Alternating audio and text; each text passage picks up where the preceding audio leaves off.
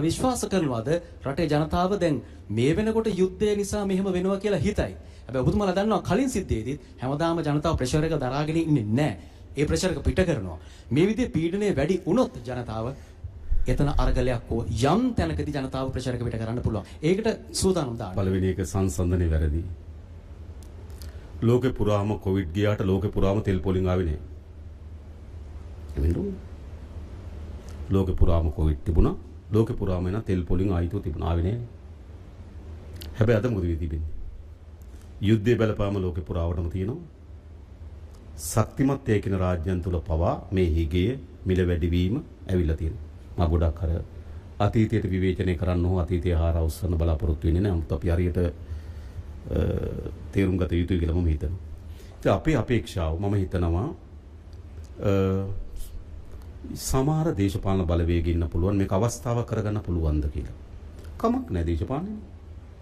දේශපාලනේ තාමත් නපුරු හීනයක් දකිමින් දේශපාලන ව්‍යායාමේ සාර්ථක කරගන්න පුළුවන් නම් ඒකට අපි කමක් නැහැ. කැමති නෙවෙයි කමක් නැහැ. හැබැයි ඒ නපුරු හීනය යථාර්ථයක් වෙන්නේ නැහැ. මිනිස්සු 2022 නැගිට්ටේ තෙල් නැති හින්දා විතරක්ද? තිබුණු සටන් පාට බලන්න. හැම කෙනාම විගණනයට ලක් විය යුතුයි. මොකද ඒ සටන් පාට ගැඹුරු තිබෙන තෙල් ප්‍රශ්නේ. තිබුණු සටන් පාට මොනවද? මේ අදි වරප්‍රසාද සහිත දේශපාලන සංස්කෘතිය වෙනස් විය යුතුයි. තෙල් අර්බුදේ සටන් පාටනේ. තෙල් තමයි බලශක්තිය සමයි අර්බුදයට මඟ පෑදුවේ. හැබැයි අර්බුදේ සටන් පාට බවට පත් වුණේ බලශක්තිය පමණක් නොවේ. දේශපාලන සටන් පාට තිබුණා. මම හිතන්නේ එදා අරගලේ තිබුණු දේශපාලන සටන් පාට අපි නියෝජනය කරපු අය. يعني ඒ සටන් පාට වලට පක්ෂපාතී අය. යලි එවැනි දේශපාලන සටන් පාට ලංකාවේ පොළොවේ පැලවෙන්නේ නැහැ.